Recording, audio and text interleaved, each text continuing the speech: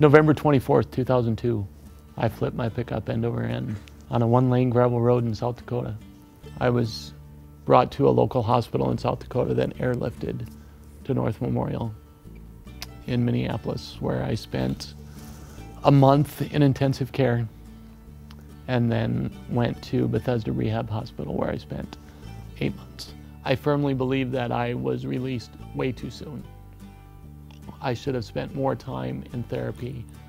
I should have spent more time with someone teaching me how to do stuff. Because when I first went home, my transfers were with a Hoyer. And I almost had accepted the fact that the only way I was ever going to be able to transfer was with a Hoyer, or if someone picked me up and transferred me.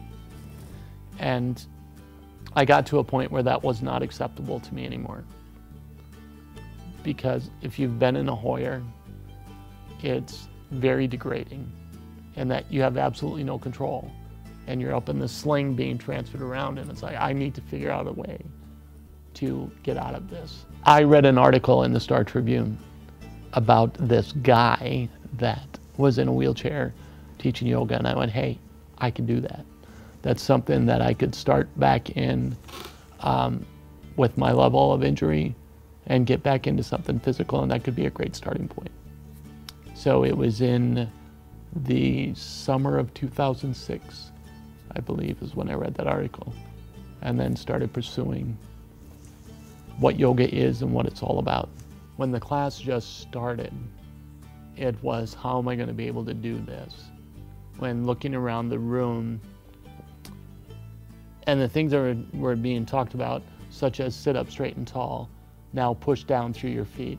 But one of the key phrases that I heard that first night, and I've heard it many times since, and I love that phrase, is do it even if you can't, which is fantastic because you can do it even if you can't.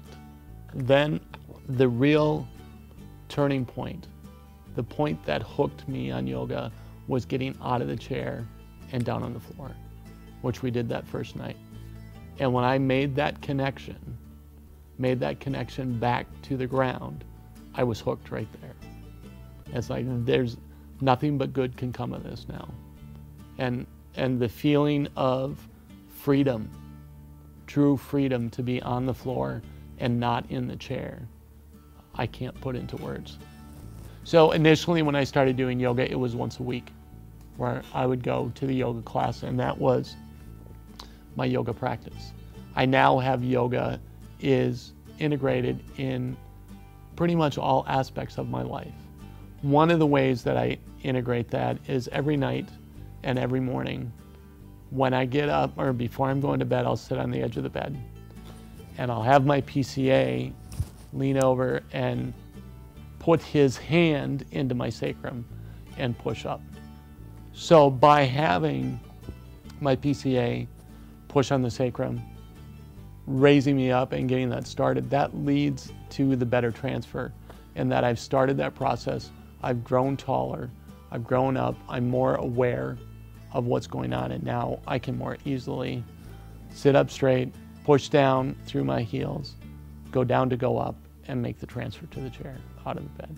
By being able to push down through my feet, I am much better at transferring. I can more easily transfer myself out of my chair. Rather than, prior to yoga, my transfer was, how can I get my upper body moved over and drag the lower body along? And not really having the lower body as part of the transfer equation. It was just something that came along for the ride. Now, with using yoga, getting myself situated, pushing down through my feet, all the way down through my feet, pushing down to go up, my transfers are smooth, they're fluid, and very quick. Prior to my injury, I loved to dance, and it was any type of dance. I mean, I would polka and waltz, two-step, but also just regular dancing as well, just going out to a club and dancing, just moving to the rhythm. When you're dancing, you're using your entire body. You need to be connected with your entire body to do the dance, to have the rhythm and to move appropriately. Yoga brings that connection back, where you have the connection with your entire body, and yoga is a dance.